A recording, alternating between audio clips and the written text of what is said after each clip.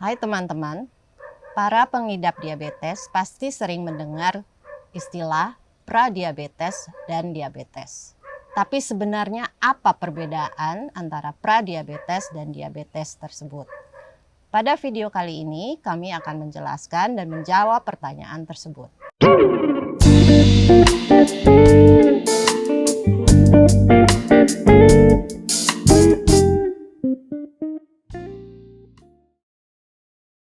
Seperti biasa, semua yang kami akan sampaikan di dalam video ini berdasarkan sains dan ilmu terkini. Dan ternyata apa yang benar tidak sesuai dengan apa yang diterapkan dan diceritakan oleh dunia medis di Indonesia. Banyak pihak di Indonesia kasih saran yang keliru. Dan mereka suka menyepelekan pradiabetes. Mereka bilang kalau HbA1c-nya belum sampai 6,5, itu cuma pradiabetes saja. Dan mereka anggap belum diabetes beneran. Namun dengan menganggap enteng dan menyepelekan kondisi pradiabetes, apalagi tidak mau menanganinya, maka itu akan membahayakan kesehatan Anda. Karena walaupun cuma kondisi pradiabetes, tapi resiko untuk terjadi stroke dan penyakit jantung tetap sangat tinggi. Nanti Dominik akan menjelaskan mengenai hal tersebut. Satu-satunya kebenaran tentang perbedaan antara pradiabetes dan diabetes adalah bahwa pradiabetesnya tidak separah diabetes beneran, namun tetap diabetes. Dan orang yang termasuk pradiabetes lebih mudah bisa atasi diabetes dan keluar dari range-nya pradiabetes. Dan hal itu dapat dicapai hanya dengan mengubah gaya hidup dan pola makan. Dan dengan keluar dari diabetes, tentunya risiko terjadi penyakit-penyakit yang diakibatkan oleh diabetes akan menurun. Tapi kita lihat dulu bagaimana definisinya diabetes dan pradiabetes menurut dunia medis. Menurut dunia medis, ada 3 kategori yang membedakan apakah Anda pradiabetes atau diabetes. Non-diabetes, GD rata-rata di bawah 115 atau HbA1c di bawah 5,6%. Pradiabetes, GD rata-rata di atas 115 tapi masih di bawah 140 atau HbA1c antara 5,6 sampai 6,4%. Diabetes, GD rata-rata di atas 140 atau HbA1c di atas 6,5%.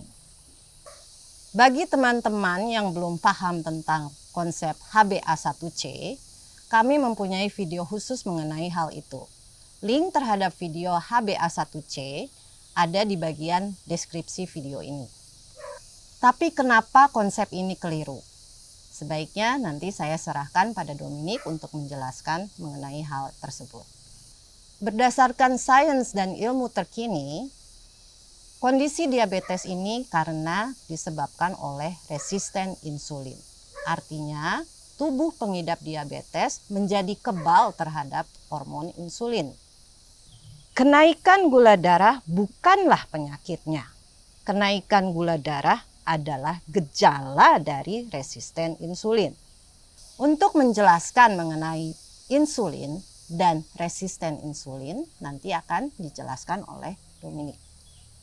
Apa tuh insulin dan apa fungsinya? Secara singkat, kalau kita makan sesuatu dan terjadi gula darah, maka tubuh kita membuat insulin dan dengan adanya insulin, maka gula darahnya berpindah dari darah ke dalam sel. Namun, yang terjadi pada pengidap diabetes T2, walaupun ada insulin, namun sel tidak mau membuka untuk terima gula darah. Artinya dia menjadi resisten terhadap insulin atau juga bisa dikatakan kebal terhadap insulin. Jawaban tubuh kita terhadap kondisi resisten insulin itu adalah membuat lebih banyak insulin. Dan dengan demikian kita memasuki ke dalam satu lingkaran setan. Pada awalnya masuk ke dalam lingkaran setan ini tidak ada gejala, tidak terasa apa-apa. Dan gula darah juga tidak terjadi kenaikan. Namun yang jadi kenaikan adalah kadar insulin. Selama beberapa tahun dengan meningkatkan insulin, kadar gula darah bisa dipertahankan tetap stabil. Namun pada satu titik sudah tidak bisa meningkatkan lagi dan pada saat itu baru gula darah ikut naik. Nah, dari sini bisa kelihatan bahwa sebenarnya diabetesnya itu sudah berkembang bertahun-tahun sebelum gula darahnya sendiri naik. Berarti misalnya seseorang yang mempunyai HbA1c 6,0 yang dalam kategorinya pradiabetes, sebenarnya diabetesnya sudah ada bertahun-tahun sebelumnya. Sekarang kita akan membahas kebenaran mengenai pradiabetes dan diabetes. Dan saya akan bertanya pada Dominik, apakah konsep pradiabetes dan diabetes itu sebenarnya salah? Betul, sebenarnya itu salah. Satu-satunya kebenaran adalah bahwa kalau kita masih dalam range-nya pradiabetes, itu lebih gampang bisa diatasi atau keluarnya.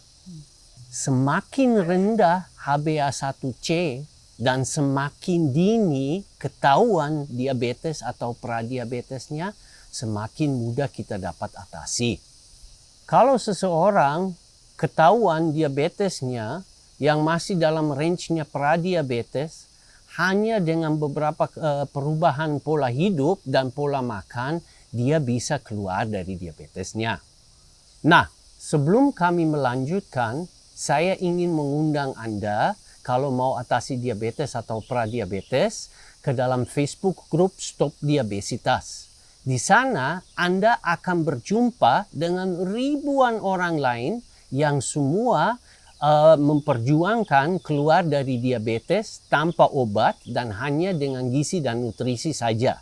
Link pada Facebook grup tersebut Anda dapat di bagian deskripsi dari video ini. Balik ke soal pradiabetes dibanding diabetes. Untuk memahami kenapa saya bilang jangan disepelekan masalah pradiabetes, saya mau cerita tentang satu studi. Studi ini dilakukan oleh Journal of the American College of Cardiology. Kardiologi itu ilmu tentang jantung dan penyakit kardiovaskuler. Nah, kenapa kita lihat ke jantung dan penyakit kardiovaskuler?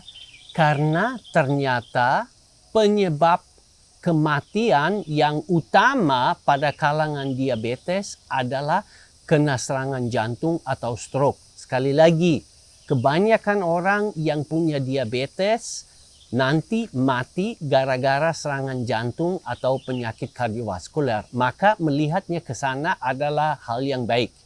Pada studi ini, mereka melihat 4.000 peserta dan mereka melihat terjadinya plak di dalam pembuluh darah. Nah, kenapa mereka lihat ke plaknya itu? Karena plak itu merupakan ketersumbatan yang terjadi di dalam arteri kita dan itu yang memicu penyakit-penyakit seperti serangan jantung. Semua peserta di dalam studi itu masih belum diabetes, ya. Mereka semua punya HbA1c antara 4,8 sampai 6,0 ya. So berarti sebahagian adalah non diabetes dan sebahagian adalah masih termasuk pradiabetes. Dan ternyata dengan setiap kenaikan 0,1 poin HbA1c, maka resiko terjadi ketersumbatan atau plak di dalam pembuluh darah naik signifikan. Berarti walaupun Anda misalkan masih di dalam kategori pradiabetes, resikonya terjadi pembentukan plak pada pembuluh darah Anda jauh lebih besar kalau Anda punya HbA1c 6, sekian yang masih termasuk pradiabetes saja daripada Anda punya HbA1c yang hanya 5, sekian saja. Dan hal yang sama terjadi di neuropati, ya. Orang punya pradiabetes juga memiliki resiko terjadi neuropati yang jauh lebih besar daripada orang yang sama sekali tidak diabetes. Bagi teman-teman yang ingin membaca detailnya dari 2 studi tersebut, saya taruh linknya di bagian deskripsi dari video ini. Sebenarnya klasifikasi antara pradiabetes dengan diabetes itu hanya punya satu arti. Kalau HbA1c Anda masih di bawah 6,5, berarti Anda sudah punya diabetes namun belum parah. Dan titik 6,5% itu sebenarnya dipilihnya agak sembarangan sih. Tidak ada ketentuan tersendiri kenapa nggak dipilih 6,0 atau 7,0. Seperti yang telah dijelaskan oleh Dominik tadi, kalian harus sadar bahwa segala resiko komplikasi yang terjadi pada orang diabetes itu juga bisa terjadi pada orang yang pradiabetes. Meskipun resikonya itu mungkin lebih sedikit atau lebih kecil daripada orang yang sudah diabetes.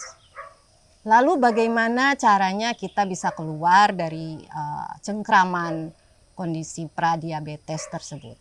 Sebenarnya caranya sama dengan orang-orang yang sudah mengalami diabetes, yaitu dengan merubah pola makan dan gaya hidup dengan gizi dan nutrisi yang tepat.